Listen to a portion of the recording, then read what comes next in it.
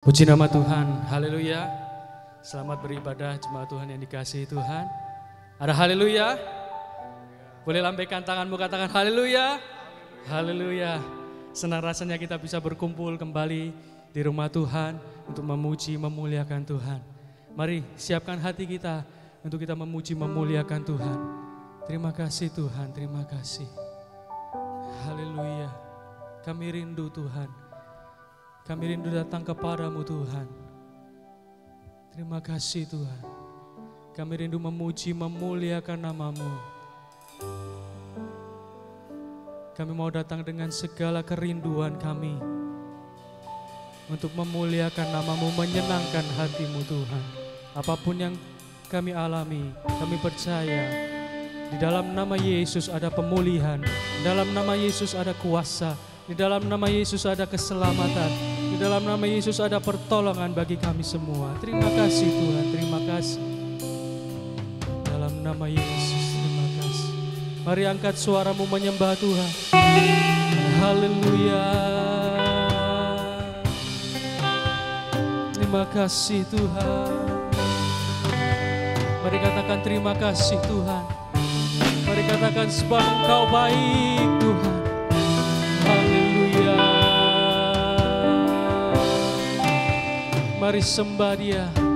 Haleluya.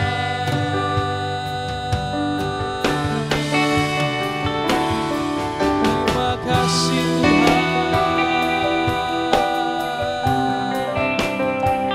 Haleluya. Mari naikkan ucapan syukurmu. Mari naikkan penyembahanmu kepada Tuhan. Haleluya. Terima kasih. Haleluya. Sebab Kau yang layak Tuhan, sebab Kau yang mulia, Engkau kudus. Haleluya. Mari sembah Dia.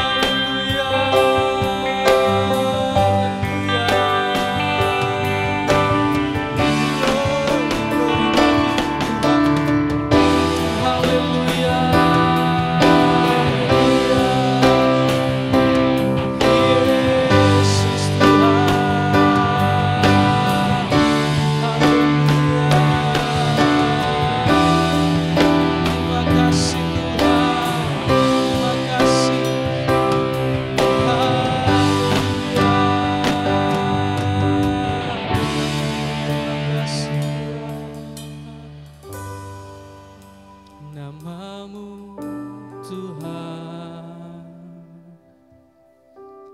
berkat-Mu atasku melimpah.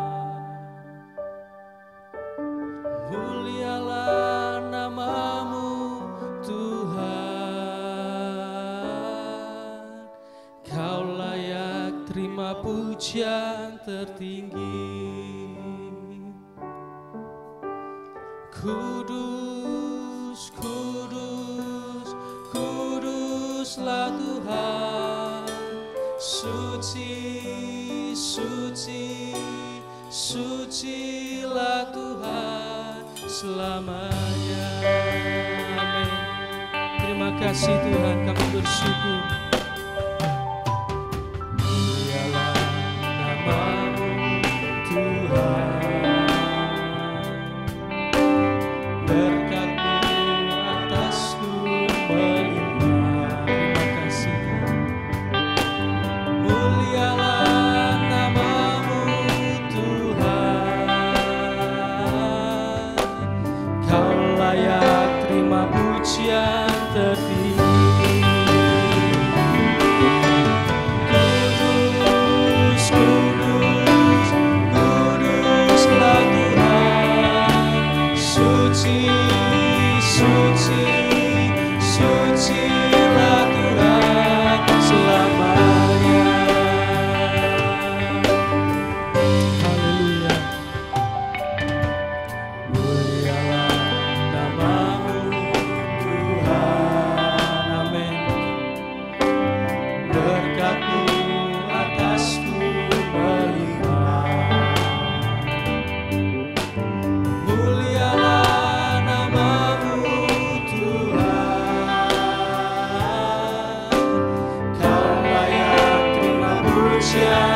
Mari angkat tanganmu, sembah Dia.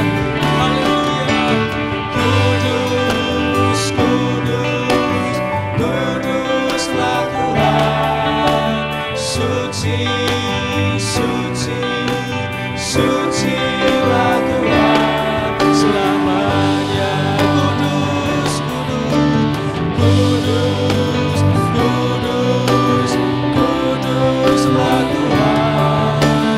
Suci, suci, sucilah Tuhan selamanya. Engkau kudus, kudus, kudus, kuduslah Tuhan.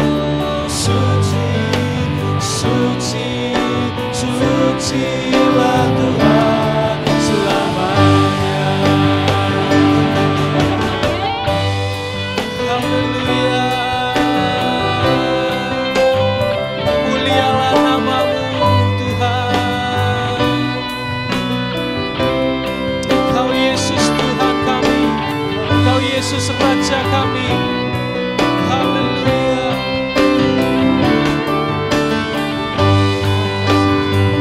Terima kasih Tuhan.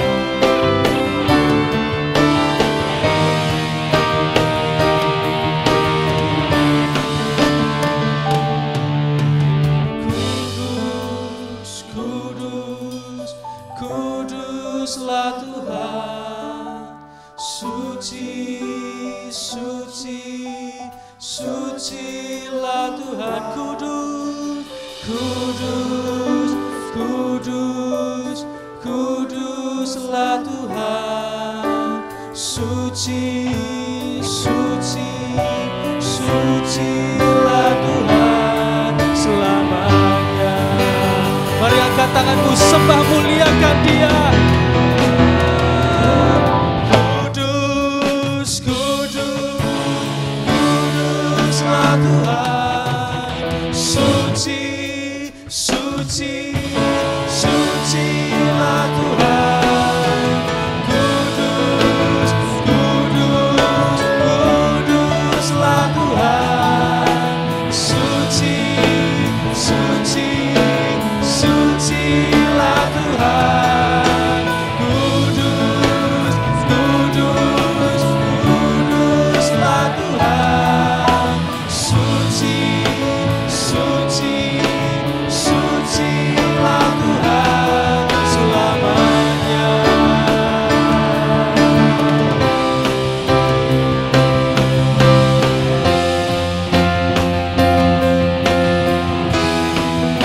Selamanya. Mari berikan sorak-sorai kemuliaan hanya bagi Tuhan. Haleluya. Mari jemaat Tuhan, kita memuji, memuliakan Tuhan. Saudara jemaat bangkit berdiri. Mari bangkit dan serukan nama Yesus. Amin. Haleluya. Mari bersukacita dalam Tuhan.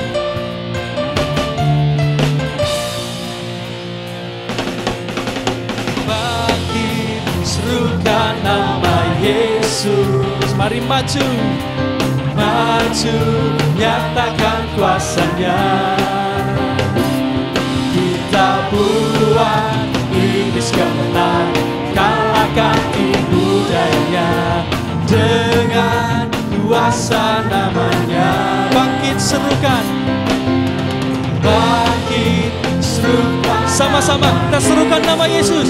Yesus, Yesus. Maju, nyatakan kuasanya. Kita buat iblis gemetar, kalahkan tipu dayanya dengan kuasa namanya. Nama Yesus penara yang kuat. Nama Yesus kota benteng yang teguh. Nama Yesus, nama Yesus kalahkan semua musuh. Nama Yesus di atas segalanya. Amin. Nama Yesus di atas segala-galanya. Bangkit, serukan, sama-sama serukan. Yesus, Yesus. Yesus maju nyatakan kuasa-Nya.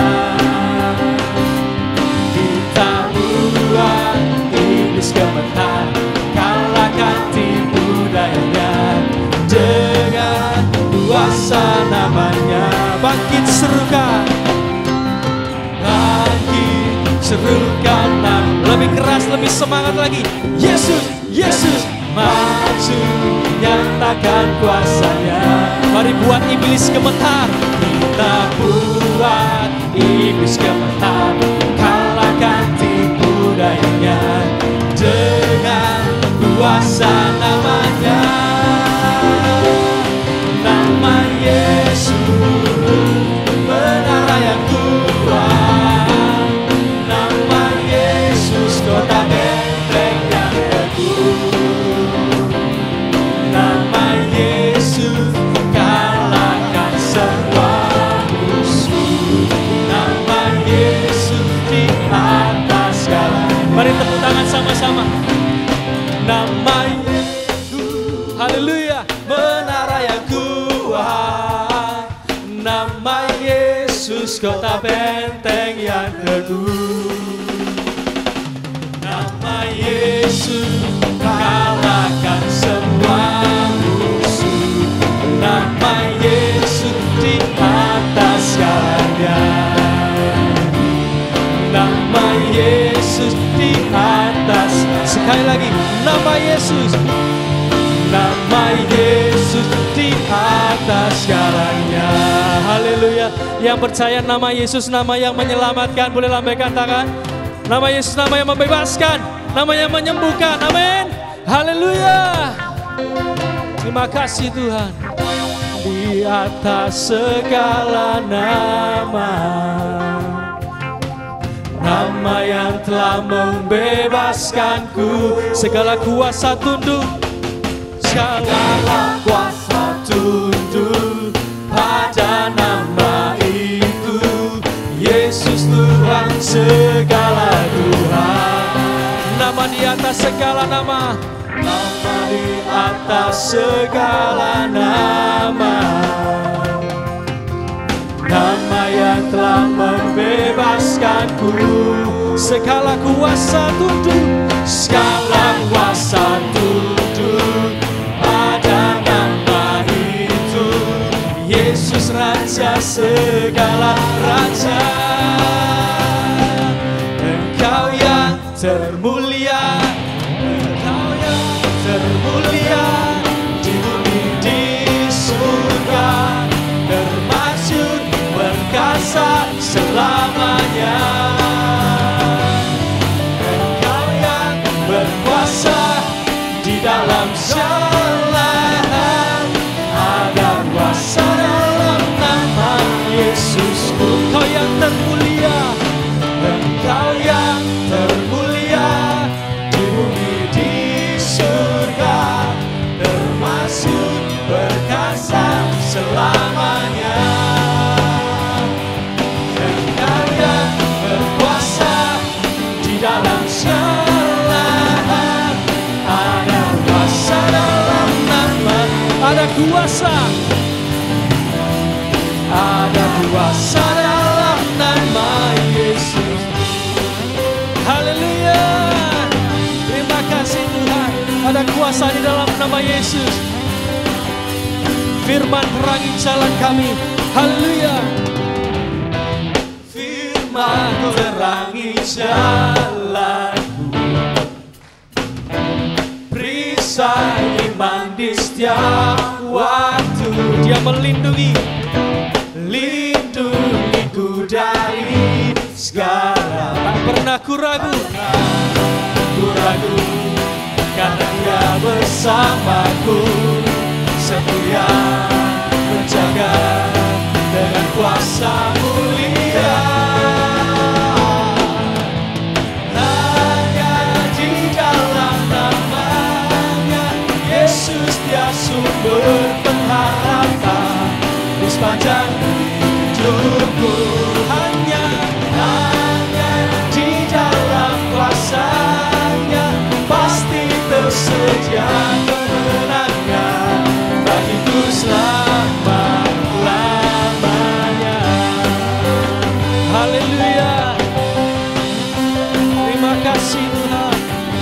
kebenarannya yang membebaskan kita. Haleluya. Kebenaran yang bebaskan selalu digantung kekuatan. Hadapi segala rintangan, hadapi segala tantangan, tak pernah ku ragu. Amin. Sebab Kau bersama kami Tuhan. Bersamaku setia menjaga dengan kuasa mulia. Hanya di dalam nama-Nya Yesus Dia sumber pengharapan di sepanjang hidupmu. Hanya di dalam kuasa-Nya pasti tersedia kemenangan bagiku selama-lamanya. Haleluya. Di dalam nama Yesus ada pengharapan. Amin. Haleluya. Dalam nama-Nya ada pengharapan, dalam kuasa-Nya kemenangan. Dalam nama Yesus, dalam nama-Nya ada pengharapan, dalam kuasa-Nya kemenangan. Amin. Hanya di dalam nama-Nya Yesus sumber pengharapan sepanjang hidup kami Tuhan. Hanya di dalam kuasa-Nya pasti tersedia kemenangan bagiku selamanya. Hanya di dalam nama-Nya Yesus, amin, di sepanjang hidupku. Hanya di dalam kuasa-Nya pasti tersedia kemenangan bagiku selama-lamanya. Haleluya. Hanya dalam nama-Mu Tuhan. Haleluya. Dalam nama-Nya ada pengharapan, dalam kuasa-Nya kemenangan. Dalam nama Yesus, dalam nama-Nya ada pengharapan, dalam kuasa-Nya kemenangan. Haleluya. Sorak-sorak hanya bagi Tuhan kita. Haleluya. Terima kasih Tuhan. Silakan duduk berjemaat Tuhan. Haleluya. Terima kasih Tuhan. Kami percaya di dalam nama-Mu kami dipuaskan, kami dipulihkan, kami dibebaskan, kami disembuhkan. Terima kasih Tuhan. Kau Allah yang setia dalam hidup kami. Kau tidak pernah meninggalkan kami Tuhan. Engkau mati, Engkau bangkit, Engkau naik ke surga. Tapi Engkau berikan Roh Kudus-Mu untuk menolong kami. Terima kasih Tuhan. Terima kasih Yesus, terima kasih.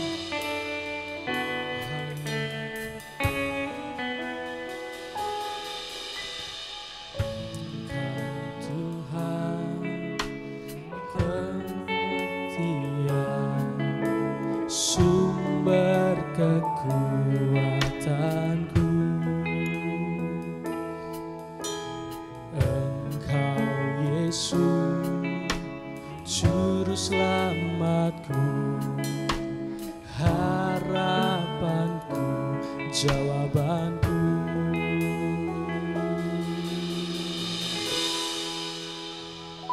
Yesus, Kau segalanya bagiku, Tuhan dan Rajaku.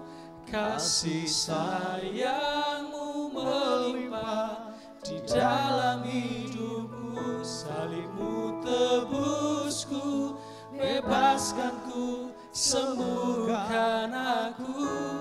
Ku percaya mujizat-Mu ku alami sekarang ini. Mari berikan sorak-sorai kemuliaan Tuhan. Haleluya. Terima kasih Tuhan, Engkau Tuhan yang setia. Engkau Tuhan yang setia, sumber kekuatanku. Engkau Yesus, juru selamatku, harapanku, jawabanku. Engkau Tuhan yang setia, sumber kekuatanku.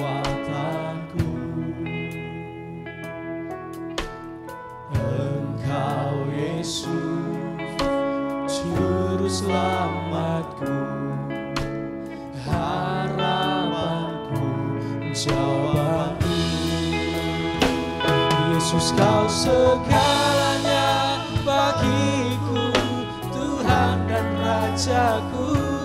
Kasih sayang-Mu melimpah di dalam hidupku. Salib-Mu tebusku, bebaskanku, sembuhkan aku. Ku percaya mujizat-Mu ku alami sekarang ini. Yesus, kau segalanya bagiku, Tuhan dan Rajaku. Kasih sayang-Mu melimpah di dalam hidupku. Salib-Mu tebusku, bebaskanku, sembuhkan aku. Ku percaya mujizat-Mu ku alami sekarang ini. Yesus, kau segalanya bagiku, Tuhan dan Rajaku. Kasih sayang-Mu melimpah di dalam hidupku. Salib-Mu tebusku, bebaskanku, sembuhkan aku. Ku percaya mujizat-Mu ku alami. Mari saya dan jemaat bangkit berdiri. Anugerah-Mu bagiku, tak sekalipun Kau tinggalkanku. Besar kasih setia-Mu, ku percaya padamu.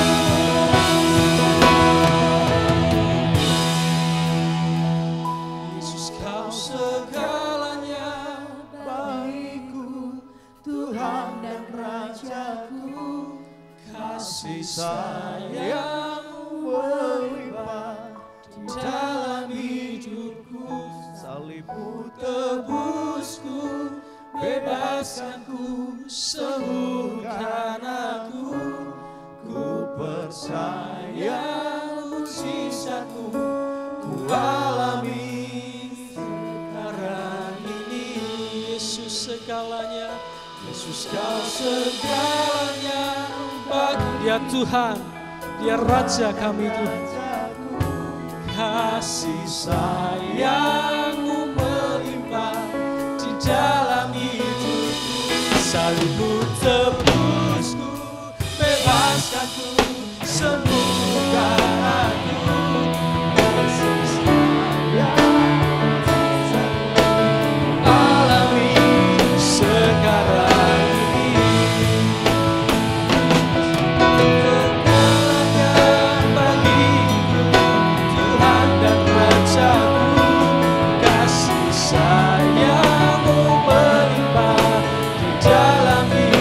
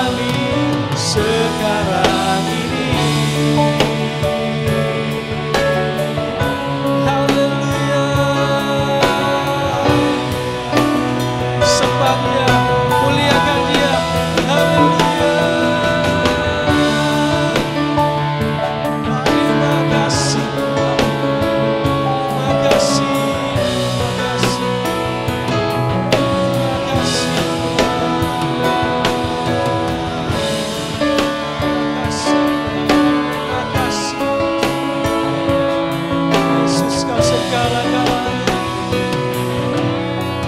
Haleluya. Kau segala-galanya dalam hidup kami Tuhan. Nama Yesus, nama di atas segala-galanya. Nama yang berkuasa dalam hidup kami. Ini pengakuan kami, Engkaulah Tuhan dan Raja kami Tuhan. Terima kasih Tuhan, terima kasih, terima kasih. Kami bersyukur Tuhan, kami punya Allah yang luar biasa dalam hidup kami. Allah yang setia, tidak pernah meninggalkan kami. Apapun keadaan kami, apapun kondisi kami percaya kuasa-Mu tidak berubah. Kalau dulu kami ditolong, kami percaya hari ini mujizat-Mu masih ada, kuasa-Mu masih ada Tuhan. Dan kami dapat pertolongan dari Tuhan. Terima kasih Tuhan, terima kasih. Kami butuh firman-Mu menuntun setiap langkah kami Tuhan. Berkati hamba-Mu yang akan menyampaikan firman-Mu. Engkau pakai menjadi saluran berkat bagi kami semua. Kami pulang dengan sukacita, damai sejahtera, dan pertolongan yang dari Tuhan. Terima kasih Tuhan, terima kasih.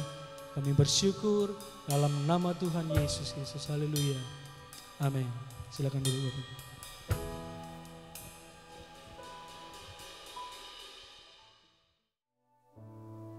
Haleluya. Segala hormat kemuliaan hanya bagi Tuhan kita Yesus Kristus. Ya Tuhan segala Tuhan, ya Raja segala Raja, dan Dia pasti datang kedua kali menjemput saudara dan saya dan semua orang yang terus mau menjadi pelaku firman-Nya. Tema khotbah hari ini Minggu 7 Mei 2023, benarkah Yesus itu Tuhan? Benarkah Yesus itu Tuhan? Sebuah pertanyaan yang sering dipertanyakan dan sering kita dengar. Bahkan dari orang yang dulu percaya kepada Kristus, kemudian meragukan ketuhanan Yesus Kristus dan meninggalkan keyakinannya. Saudara, pagi hari ini kita melihat benarkah Yesus itu Tuhan? Bagaimana dengan kita orang-orang yang percaya? Kita yakin bahwa Yesus Kristus adalah Tuhan, amin. Kita yakin Yesus adalah Tuhan, amin. Tepuk tangan bagi Dia. Kalau Yesus bukan Tuhan, tidak mungkin Dia bangkit. Kalau Dia bukan Tuhan, tidak mungkin Dia bangkit. Ada orang yang hidup kembali, waktu dia mati, dia bisa hidup karena belum mati. Dinyatakan mati tapi mati suri. Tapi toh akhirnya akan mati. Tidak ada orang yang bangkit. Kita pun akan bangkit waktu Yesus datang yang kedua kali.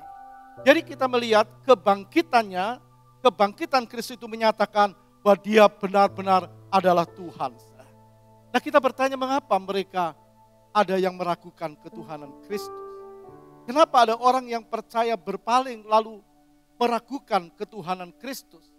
Pasti ada pengaruh, pasti ada pengajaran-pengajaran sesat yang menyesatkan mereka. Jadi kita harus berhati-hati dengan pengajaran sesat yang kembali dimunculkan hari-hari ini. Ada yang mengajarkan bahwa Yesus itu bukan Tuhan. Dan ajaran ini sebenarnya sudah muncul beberapa abad yang lalu dimunculkan hari-hari ini. Yesus berkata dalam Matius 24 ayat yang keempat berkata demikian. Jawab Yesus kepada mereka, waspadalah, jangan ada orang yang menyesatkan kamu. Waspadalah supaya jangan ada orang yang menyesatkan kamu. Jadi Tuhan sudah menjelaskan, Tuhan sudah mengatakan kepada murid-muridnya, kepada saudara dan saya. Jauh sebelum pengajaran ini menyesatkan, Yesus sudah mengajarkan, sudah menjelaskan, mengatakan kepada saudara dan saya, waspadalah supaya jangan ada orang yang menyesatkan kamu. Ayat 11 berkata dalam Matius 24, banyak nabi palsu akan muncul dan menyesatkan banyak orang. Banyak nabi palsu akan muncul dan menyesatkan banyak orang. Jadi Tuhan suruh, Tuhan minta supaya kita berhati-hati atau waspada. Ada nabi-nabi palsu dengan pengajaran palsu yang muncul. Tuhan berkata demikian karena Dia Tuhan. Dia tahu Dia pasti mengerti apa yang akan terjadi. Dan pengajaran-pengajaran sesat ini mulai timbul pada abad ketiga dan seterusnya. Dengan pengajaran-pengajaran palsu, antara lain kita melihat beberapa hal. Yang pertama, ajaran ebionisme. Nah, ajaran ini menolak ketuhanan Yesus. Ini sudah timbul beberapa abad setelah Kristus. Ajaran ebionisme ini menolak ketuhanan Yesus. Jadi mereka cuma percaya monoteisme. Tuhan itu Allah yang esa, Tuhan itu satu. Dan sampai hari ini ada orang-orang yang masih terpengaruh dengan pengajaran ini. Orang-orang Israel, bangsa Yahudi menganut paham monoteisme. Dan hanya kira-kira 20.000 orang Kristen atau orang Israel yang percaya kepada Kristus sebagai Tuhan dan Juru Selamat. Jadi bukan semua orang Yahudi percaya kepada Kristus. Kita bersyukur kalau kita percaya kepada Kristus. Yang kedua, ajaran doketisme. Nah, ajaran doketisme ini mengajarkan bahwa tubuh Yesus ini bukan real, bukan nyata. Jadi kalau Yesus ada 2000 tahun yang lalu, dia ada di dunia ini, itu sebuah penampakan, kata pengajar ini. Tidak real, tidak nyata, sebuah penampakan. Nah, seperti teofani itu adalah malaikat yang menampakkan diri sebagai manusia, cuma menampakkan diri. Jadi ajaran mereka ini mengajarkan tubuh Yesus bukan nyata. Nah, kalau bukan nyata, berarti mereka menolak salib. Ada pengajaran yang menolak salib Kristus. Kalau menolak salib Kristus sama dengan menolak kematian Yesus. Sebab tubuh Tuhan menurut mereka tidak nyata. Jadi yang disalib itu bukan Tuhan. Sampai hari ini ada pengajaran yang disalib itu bukan Tuhan. Karena tubuh Tuhan bukan real, bukan nyata, jadi tidak bisa disalib. Ini pengajaran yang berbahaya. Kalau orang tidak mengakui kematian Yesus sebagai Tuhan, sama dengan tidak mengakui darah Yesus sebagai tebusan dosa. Kita perhatikan Efesus 1 ayat 7 berkata begini. Sebab di dalam Dia dan oleh darahnya, di dalam Kristus dan oleh darahnya, kita beroleh penebusan. Yaitu pengampunan dosa menurut kekayaan kasih karunia-Nya. Menurut kekayaan kasih karunia-Nya, menurut kasih-Nya yang luar biasa, kita menerima pengampunan oleh karena darah Kristus. Maka kita mengadakan hari ini perjamuan kudus. Bagaimana Yesus berkata, inilah tubuhku yang dipecahkan bagi kamu. Inilah darahku, darah perjanjian yang ditumpahkan bagi kamu. Jadi ada ajaran yang menolak kematian Yesus. Ini berbahaya. Tidak sesuai dengan firman. Nanti menjelang kedatangan Tuhan semakin banyak pengajaran yang membingungkan kalau kita tidak kuat dalam pengajaran firman. Firman adalah jawaban, bukan orang lain, bukan pendeta, bukan penginjil, bukan orang yang katakan pintar, bukan. Jawaban kita adalah firman Allah. Amin. Tepuk tangan bagi Dia. Kita hanya percaya kepada firman Tuhan. Kalau orang tidak percaya salib sama dengan tidak mendapatkan pengampunan. Kalau orang tidak mendapatkan pengampunan, pasti dia akan binasa dalam api neraka selama-lamanya. Kalau kita membuka Yohanes 20 ayat 27 berkata demikian. Yohanes pasal 20 ayat 27. Kemudian ia berkata kepada Thomas, taruhlah jarimu di sini dan lihatlah tanganku, ulurkanlah tanganmu dan cucukkan dalam lambungku. Dan jangan engkau tidak percaya lagi, melainkan percayalah. Waktu Yesus bangkit, dia berkata kepada Thomas, Thomas jangan ragu-ragu. Coba ulurkan jarimu, coba lihat. Masukkan di tanganku. Tangan Kristus, tangan yang berlubang karena bekas paku. Kaki Kristus adalah kaki yang bekas paku. Dan kepalanya dimahkotai duri. Itu nyata dan Tuhan berkata kepada Thomas. Jadi kita percaya tubuh Yesus itu nyata, benar-benar ada. Nah kalau tubuh itu ada, maka tubuh itulah yang tergantung di kayu salib.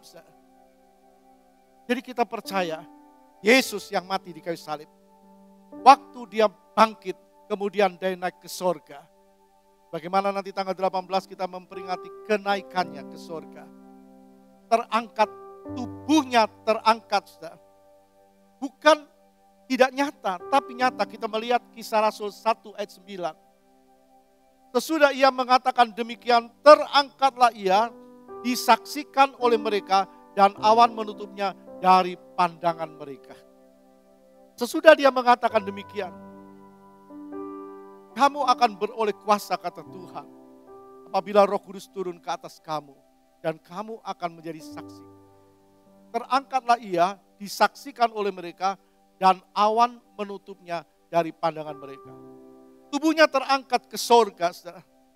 Tubuh yang sama inilah yang akan datang kembali menjemput saudara dan saya yang setia dan terus mau percaya kepada dia. Saudara.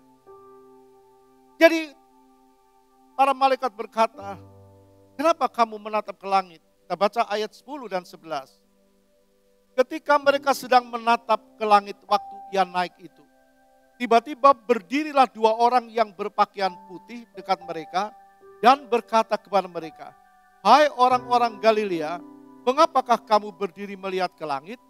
Yesus ini yang terangkat ke surga meninggalkan kamu, akan datang kembali dengan cara yang sama seperti kamu melihat dia naik ke surga.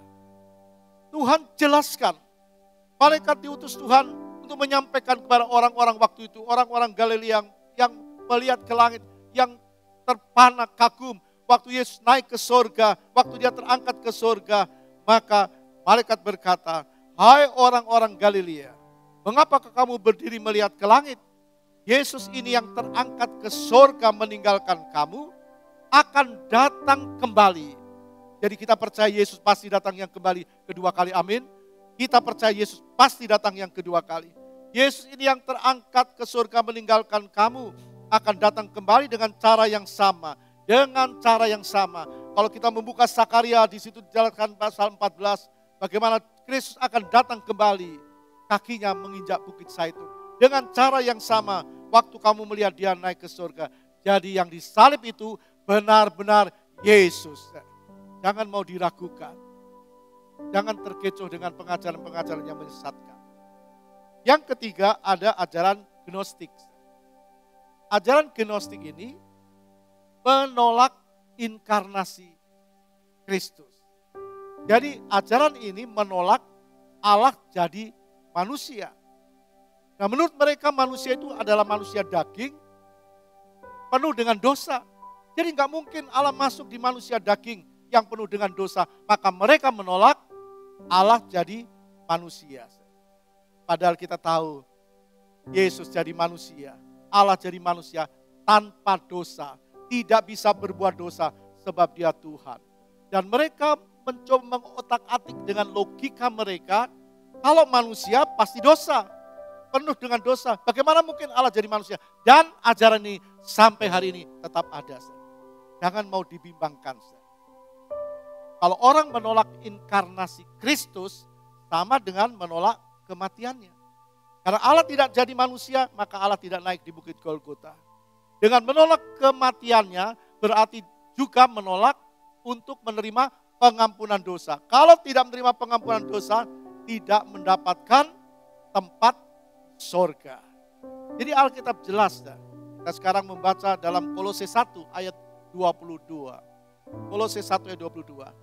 Sekarang diperdamaikannya di dalam tubuh jasmani Kristus oleh kematiannya. Untuk menempatkan kamu kudus dan tak bercela dan tak bercacat di hadapannya. Jadi jelas kita perlu pengampunan dosa. Dan kita semua yang percaya sudah diampuni dosa kita. Amin. Tepuk tangan bagi Tuhan. Kita sudah diampuni. Kita sudah terima pengampunan dosa. Jadi jelas bahwa kita diperdamaikan dengan Allah Bapa oleh kematian Kristus. Jadi sampai sekarang ini kita melihat hanya ada dua golongan. Menerima darah Yesus atau menolak. Menerima darah Yesus sebagai jalan memperoleh keselamatan atau menolak Kristus dan tidak memperoleh pengampunan. Hanya ada dua, menerima darah Yesus atau menolak. Nah ajaran yang keempat adalah ajaran Arianisme. Nah, ajaran Arianisme ini ajaran yang mengajarkan Yesus itu bukan Tuhan. Kan ada mirip-mirip dengan pengajaran yang lain. Tapi ajaran ini bertitik tolak karena Yesus itu dilahirkan. Nah, kalau dilahirkan berarti ada permulaannya. Hati-hati, sekarang ada pengajaran yang juga mengajarkan Yesus itu cuma anak Allah. Tapi cuma anak, bukan Allah. Hati-hati. Jangan sampai kita tidak setia sampai akhir. Jadi ajaran Arianisme ini mengajarkan Yesus itu ada permulaannya. Dan mereka melihat, oh, kelahiran Kristus ada. Jadi kalau dia dilahirkan, dia tidak kekal.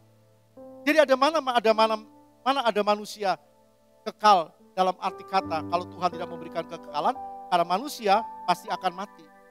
Nah, mereka mengajarkan dan menolak Yesus adalah Tuhan dan hanya manusia. Jadi mereka mengatakan, apa yang Yesus perbuat itu karena Allah Bapa, pemberian Allah. Jadi mereka mengajarkan keilahian Yesus hanya pemberian Allah. Keilahian Yesus hanya pemberian Allah. Jadi kalau itu pemberian Allah berarti Yesus bukan Allah. Itu menurut mereka. Mari kita baca 1 Yohanes 5 ayat 7. 1 Yohanes 5 ayat 7. Sebab ada 3 yang memberi kesaksian di dalam surga. Ada 3 yang memberi kesaksian di dalam surga. Bapa, Firman, dan Roh Kudus. Dan ketiganya adalah satu. Bapa, Allah Bapa. Firman adalah Yesus. Dalam Yohanes 1 ayat 1 pada mulanya adalah Firman. Firman itu bersama-sama dengan Allah dan Firman itu adalah Allah. Lalu dalam ayat 14 Firman itu menjadi manusia. Siapa Firman? Siapa Allah yang jadi manusia? Yesus. Ayat 18 menjelaskan tidak ada seorang pun yang dapat melihat Allah kecuali anak tunggal Allah yang menyatakan.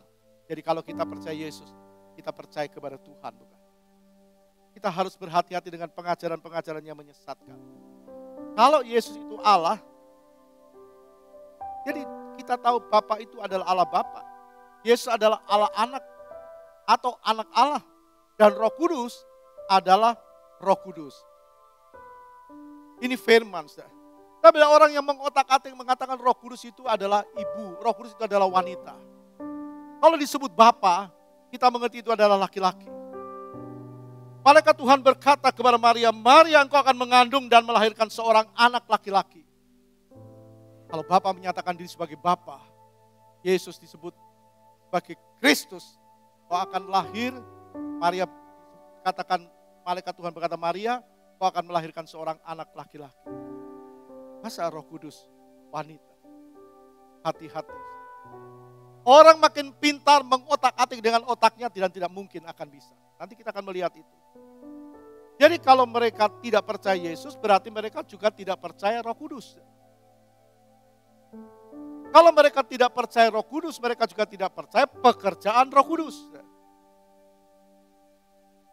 Bapa dalam perjanjian lama bekerja melalui para nabi-nabi. Yesus dalam perjanjian baru bekerja melalui para rasul. Roh Kudus bekerja melalui anak-anak Tuhan. Jadi kalau Bapa bekerja, Yesus juga bekerja, Roh Kudus juga bekerja.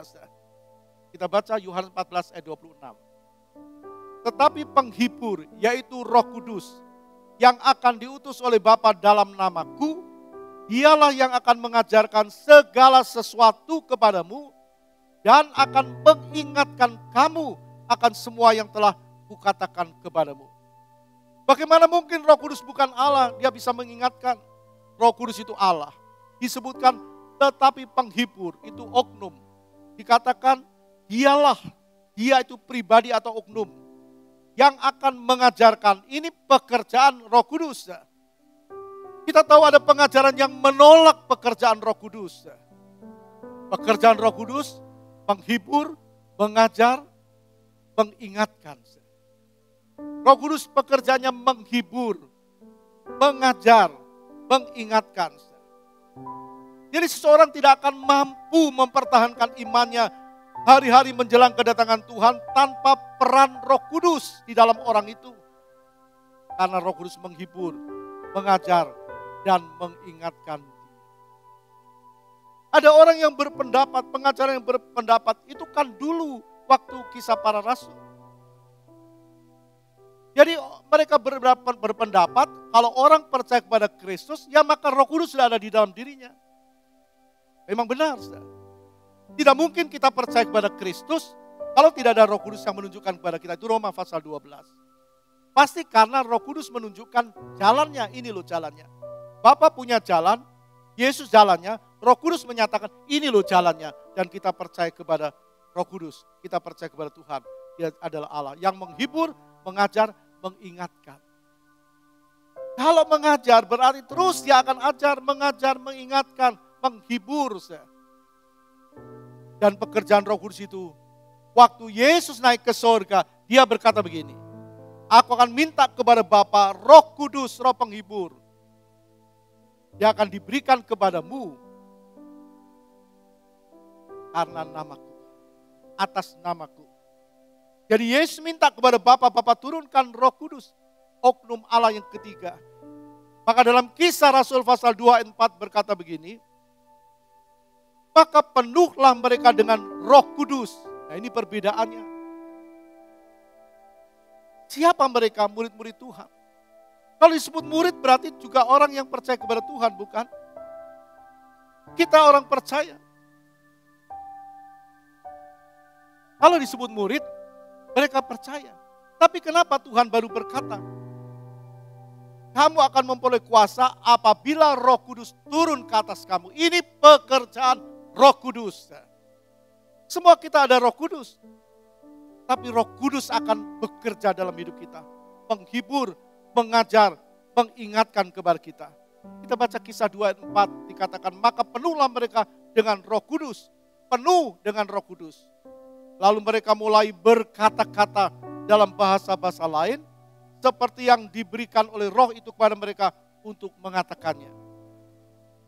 Jadi waktu Tuhan turunkan Roh Kudus, mereka berkata-kata dengan bahasa Roh, berglosolali, berkata-kata dengan bahasa-bahasa yang lain.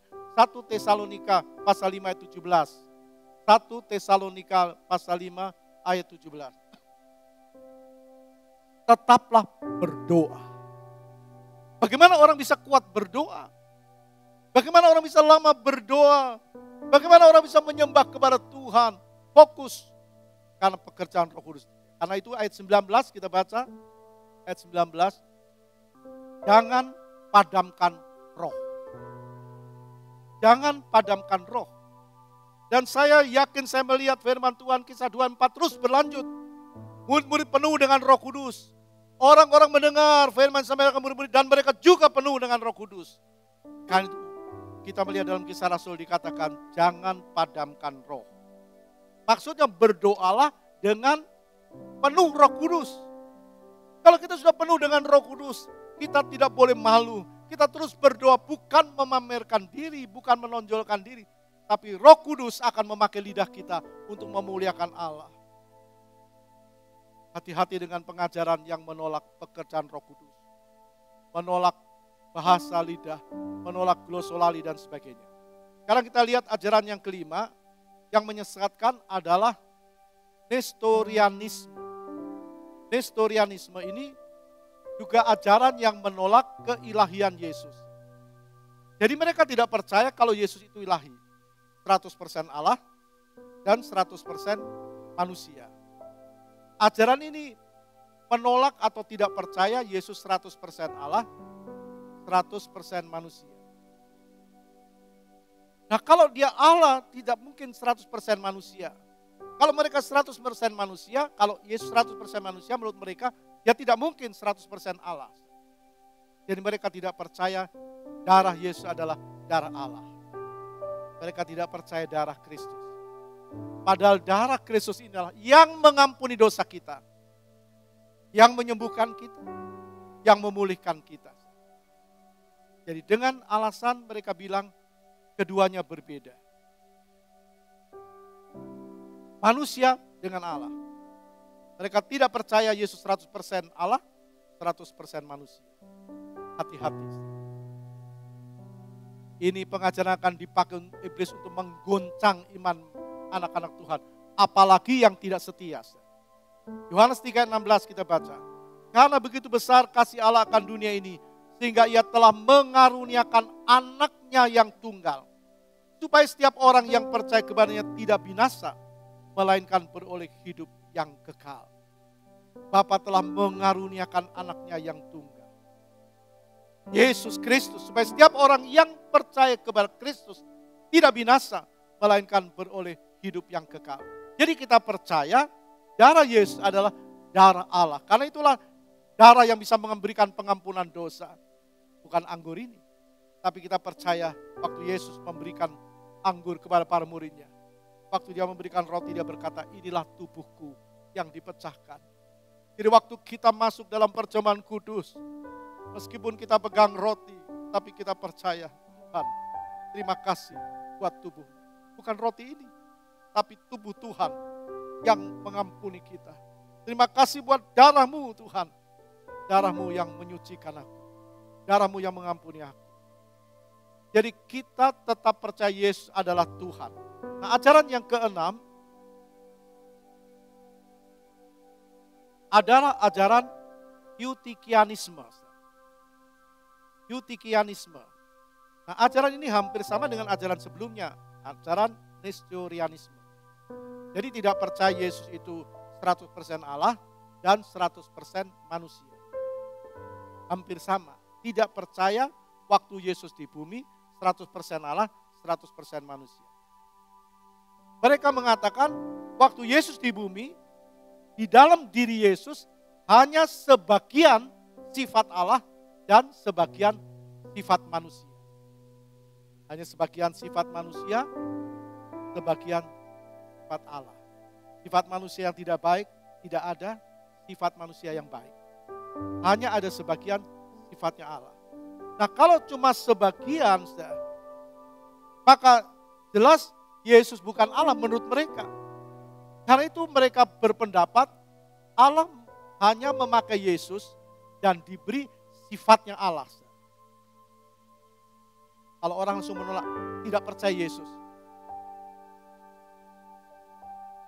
Tapi kalau orang berkata percaya, tapi bukan 100% manusia, bukan 100% Allah. Cuma diberi sifatnya Allah. Nah, ini hati-hati, pengajaran yang menyesatkan.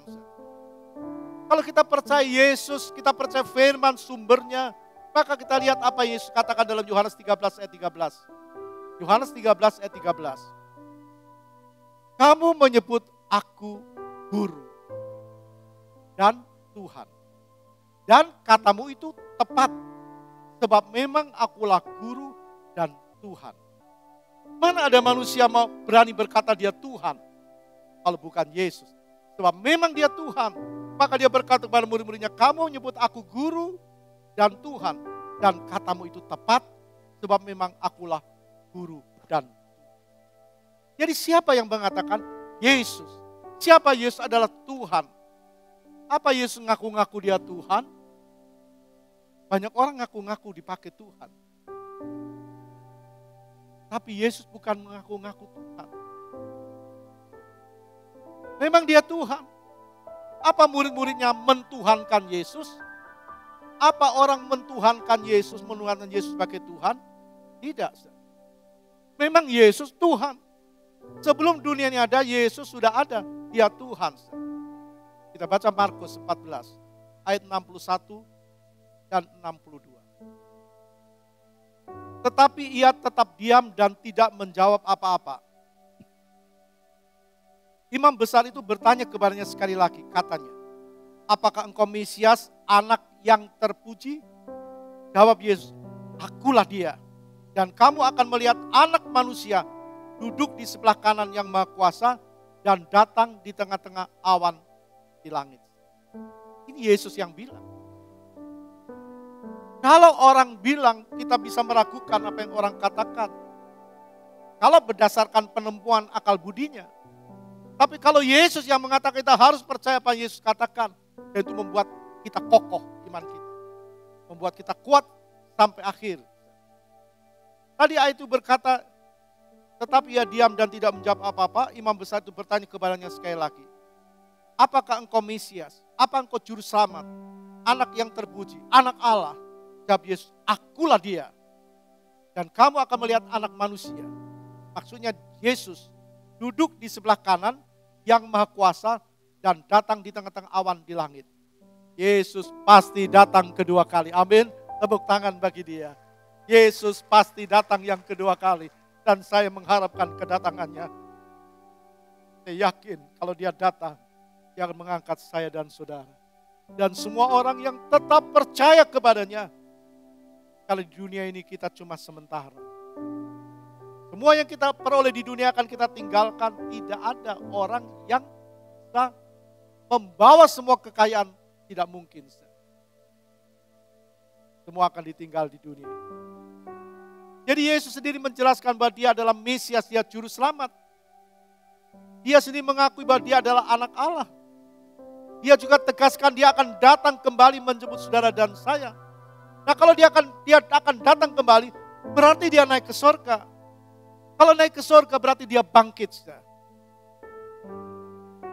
Berarti dia Tuhan. Dia Tuhan. Tidak mungkin hanya manusia bisa duduk di sebelah kanan Allah Bapa. Mana mungkin dia bisa datang kembali kalau dia bukan Tuhan. Jadi kita percaya Yesus pasti datang yang kedua kali. Dia sudah ada sebelum dunia ini ada. Dia sudah ada sebelum dia turun ke dunia. Yohanes 1 ayat 18. Tidak seorang pun yang pernah melihat Allah, tetapi anak tunggal Allah yang ada di pangkuan Bapa. Dialah yang menyatakannya. Jadi Yesus sendiri menyatakan dengan jelas siapa Allah yang sebenarnya. Jadi anugerah yang terbesar untuk kita. Karena kita tahu siapa Allah yang sebenarnya. Allah itu roh. Tidak mungkin kita bisa melihat Allah kalau Yesus tidak turun ke dunia ini. Yesus yang membuat saudara dan saya tahu siapa Allah yang sebenarnya. Itu yang disebut anugerah terbesar bagi manusia. Allah itu roh kan? Yohanes 4 ayat 24 berkata begini. Allah itu roh. Nah bagaimana mungkin dengan kasat mata orang bisa melihat Allah? Tidak mungkin karena Allah itu roh. Maka roh, Allah itu yang roh. Dia turun ke dunia menjadi manusia. Dan Yesuslah yang menyatakannya. Dia adalah gambarnya Allah. Kolose 1 ayat 15. Kolose 1 ayat 15. Dia adalah gambar Allah yang tidak kelihatan. Allah tidak bisa kita lihat dengan kasat mata kita. Tapi Yesus menyatakan nilo Allah yang sebenarnya. Waktu Filipus dia bertanya kepada Yesus. Tunjukkan aku Bapa. Mana Bapa itu? Yesus berkata, Filipus, berapa lama engkau bersama dengan aku? Kalau engkau melihat aku, engkau melihat Bapa.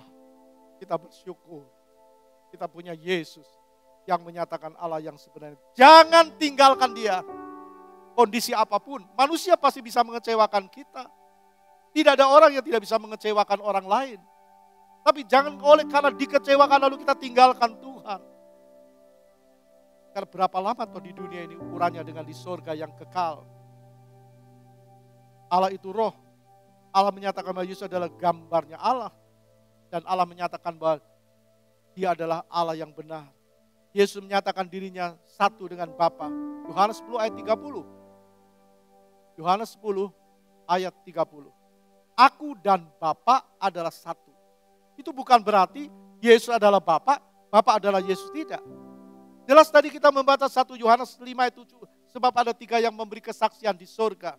Bapa sendiri, oknum pribadi yang pertama Allah Bapa. Firman, oknum Allah yang kedua, Yesus. Dan Roh Kudus adalah oknum Allah yang ketiga. Aku dan Bapa adalah satu, maksudnya Yesus di dalam Bapa, Bapa di dalam Yesus. Yesus bekerja, Bapa turut bekerja dalam diri Kristus. Kita baca Yohanes 10 ayat 38b. Yohanes 10 ayat 38b. Supaya kamu boleh mengetahui dan mengerti bahwa Bapa di dalam aku dan aku di dalam Bapa. Jadi anugerah yang terbesar bagi kita. Anugerah yang terbesar bagi manusia bisa melihat Allah dalam segala kekudusan dan kemuliaan dan maha kuasanya di dalam Yesus Kristus. Mau cari yang mana? Mau cari siapa? Tetaplah percaya kepada Kristus. Manusia tidak mampu, manusia tidak bisa mampu memahami hakikat Allah, keberadaan Allah yang hanya dengan akal budinya. Tidak mampu. Orang semakin pandai coba mengutak-atik. Yesus ini Tuhan gak ya? Roh Kudus ini wanita. Dia berkata Yesus ini cuma anak. Dia diberikan kekuasaan oleh Allah. Semakin mengotak-atik semakin dia akan tersesat. Manusia tidak mampu dengan akal budinya, dengan logikanya. Kita baca Matius 16 ayat 13 sampai 14. Matius 16 ayat 13 14. Setelah Yesus tiba di daerah Kaisaria Filipi, dia bertanya kepada murid-muridnya, kata orang, siapakah anak manusia? Maksudnya siapa Yesus? Jawab mereka, ada yang mengatakan Yohanes Pembaptis. Ada juga yang mengatakan Elia. Dan ada pula yang mengatakan Yeremia atau salah seorang dari para nabi. Jadi saudara, semakin pintar orang merasa pintar, semakin sulit orang menerima Yesus sebagai Tuhan. Artinya semakin orang mengotak-atik dengan logikanya tidak mungkin orang bisa menjangkau. Ada ilustrasi seorang anak yang duduk di tepian laut. Dia menggali pasir.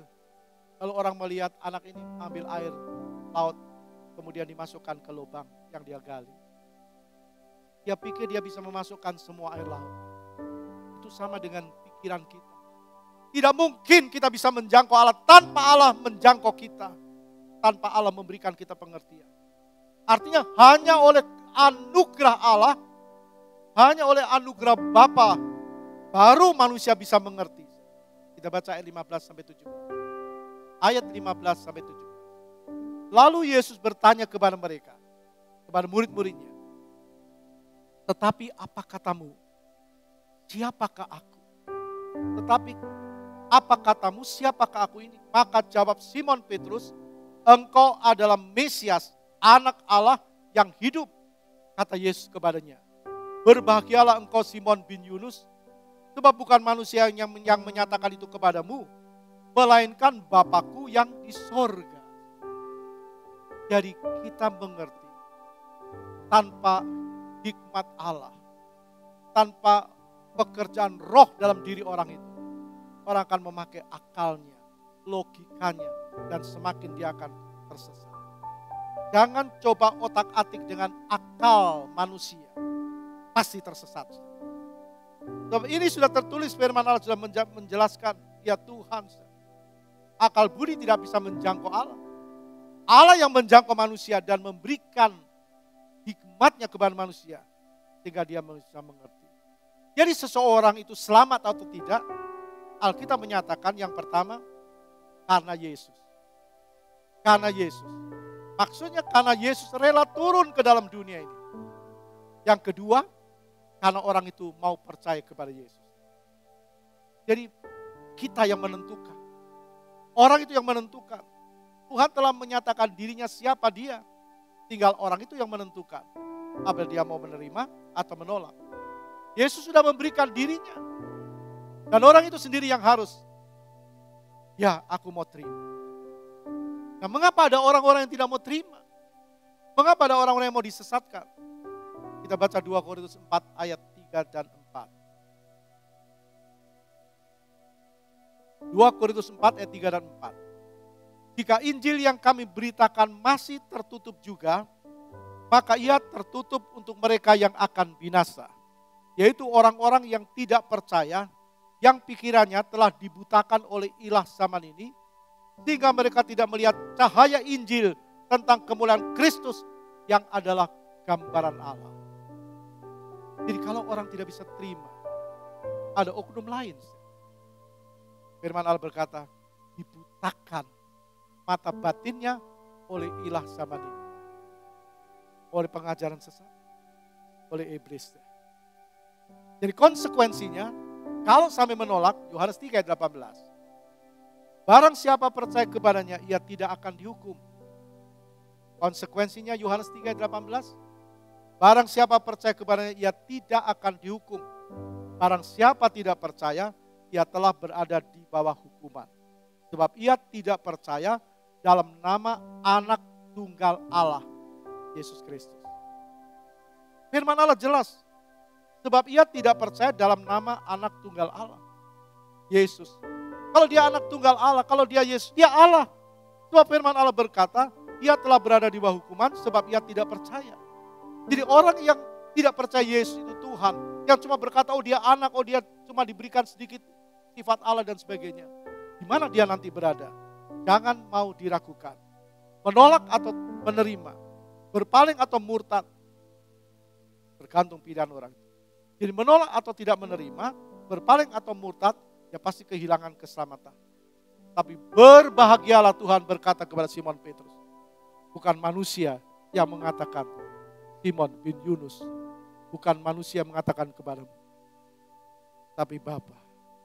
Kita bersyukur sampai hari ini, dan kita minta sampai selamanya, sekali Yesus, tetap Yesus. Jangan gampang-gampang dengan pengajaran yang kelihatannya beda, yang kelihatan menonjol, tapi menyesatkan. Matius 16 ayat 17 kata Yesus kepadanya, berbahagialah engkau Simon bin Yunus, sebab bukan manusia yang menyatakan kepadamu, melainkan Bapa-Ku yang di sorga. Saya kepada Kristus, pasti alami kekekalan selama-lamanya. Amin. Yohanes 10 ayat 28. Yohanes 10 ayat 28. Dan aku memberikan hidup yang kekal. Aku memberikan hidup yang kekal kepada mereka. Dan mereka pasti tidak akan binasa sampai selama-lamanya. Dan seorang pun tidak akan merebut mereka dari tangan. Kita di tangannya Tuhan. Dilukiskan di telapak tangannya. Di dalam genggaman Tuhan. Tidak ada orang yang mampu merebut kita. Kecuali kita sendiri yang keluar dari genggaman tangan Tuhan. Jadi tergantung apakah orang mau tetap ada di dalam Kristus atau tidak. Tadi kita mendengar hanya lebih kurang 20.000 orang-orang Yahudi yang mau percaya kepada Kristus. Dalam Yohanes 10 ayat 33 kita melihat ayat ini berkata begini. Yohanes 10 ayat 33. Jawab orang Yahudi itu, bukan karena suatu pekerjaan baik maka kami mau melempari engkau. Melainkan karena engkau menghujat Allah dan karena engkau sekalipun hanya seorang manusia saja menyamakan dirimu dengan Allah. Kita lihat orang-orang Yahudi bukan. Mereka mau melempari Yesus. Kan karena pekerjaan baik yang dilakukan Yesus.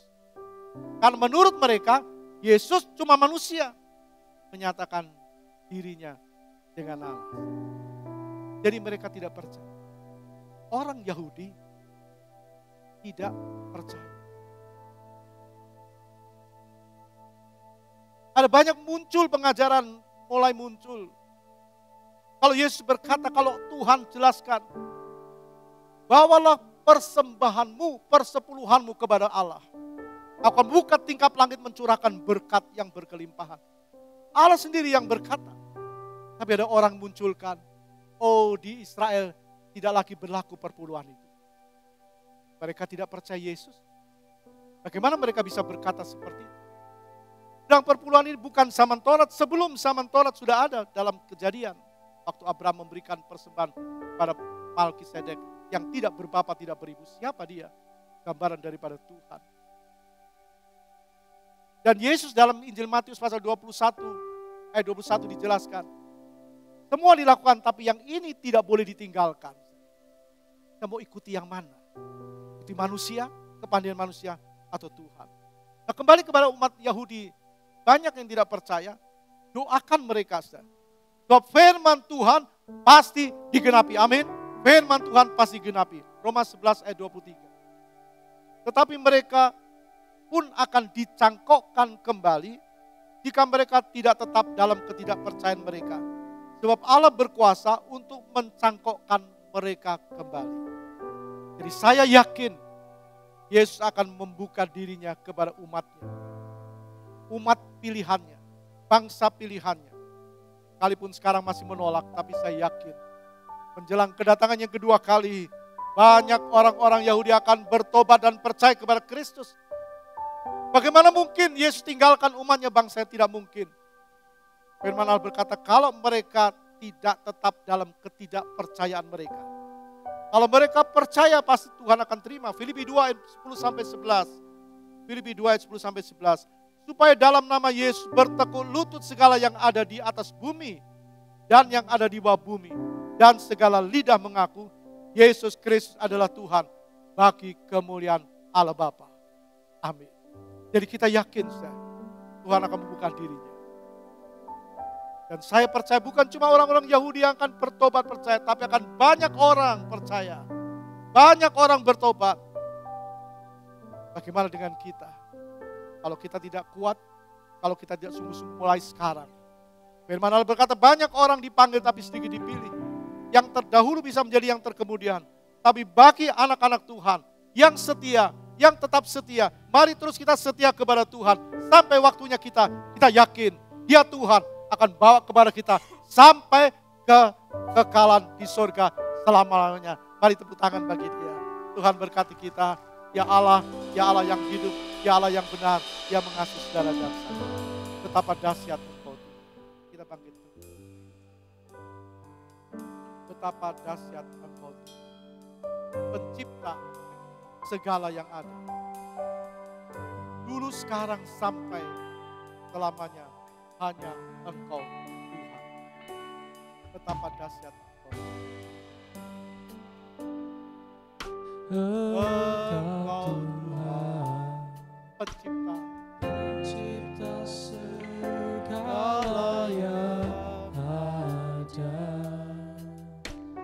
Dulu, sekarang, sampai selamanya. Hanya Engkau Tuhan.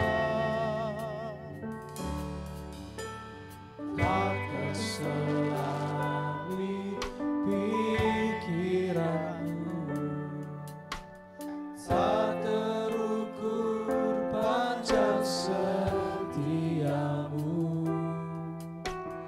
Dulu, sekarang, sampai selamanya. Hanya Engkau Tuhan. ku sembah Engkau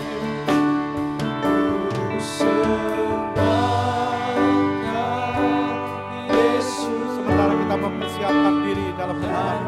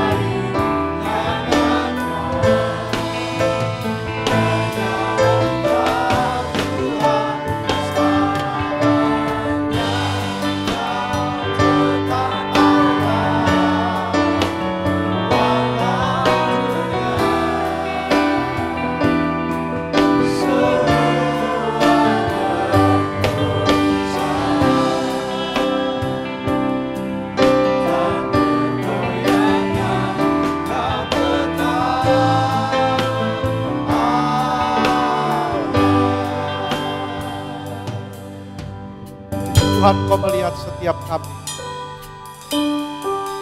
Tangan-tangan yang terangkat. Kami percaya inilah tubuh-Mu dan darah-Mu. Sebab Engkau Tuhan, Engkau Allah. Engkau benar-benar Tuhan yang rela turun ke dunia. Mati bagi kami, bangkit dan naik ke surga.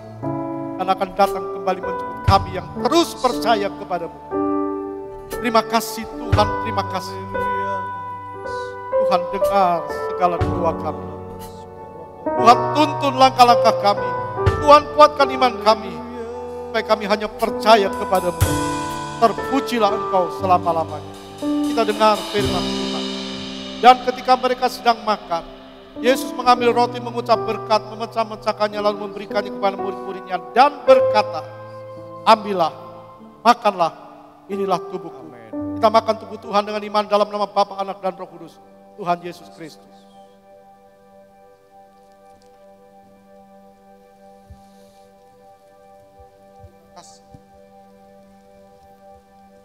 Terima kasih Bapa, terima kasih Roh Kudus. Terima kasih Yesus. Terima kasih buat tubuh-Mu. Terima kasih buat tubuh-Mu. Tubuh Allah sendiri. Haleluya. Yang rela mati bagi dosa kami. Terima kasih. Kami mau tetap setia kepada-Mu. Angkat cawan lebih tinggi dari kepala kita dan dengar firman. Sesudah itu ia mengambil cawan, mengucap syukur, lalu memberikannya kepada mereka dan berkata, minumlah kamu semua dari cawan ini, sebab inilah darahku, Amen. darah perjanjian yang ditumpahkan bagi banyak orang Amen. untuk pengampunan dosa. Kita minum dengan iman darah Tuhan dalam nama Bapa, Anak, dan Roh Kudus, yaitu dalam nama Tuhan Yesus Kristus. Terima kasih Tuhan, terima kasih. Terima kasih Bapa yang baik. Karuniakan anak-Mu yang Terima kasih Tuhan. terima kasih Yesus, Kau rela berikan diri-Mu untuk kami. Mati, disalibkan, bangkit dan naik ke surga dan akan datang kedua kali. Kepastian keselamatan di dalam diri-Mu. Terima kasih Roh Kudus. Engkau mengajar, mengingatkan kami, Engkau menghibur kami ke dalam hormat dan hikmat. Lindungi anak-anak-Mu dalam perjalanan pulang, sertai dan lindungi. Terpujilah Engkau selama-lamanya. Sekarang saudaraku yang dikasih Kristus, kita pulang dengan bawa berkat Allah Bapa, kasih sayang Yesus Kristus, dan persekutuan di dalam Roh Kudus, yaitu di dalam nama Tuhan Yesus Kristus.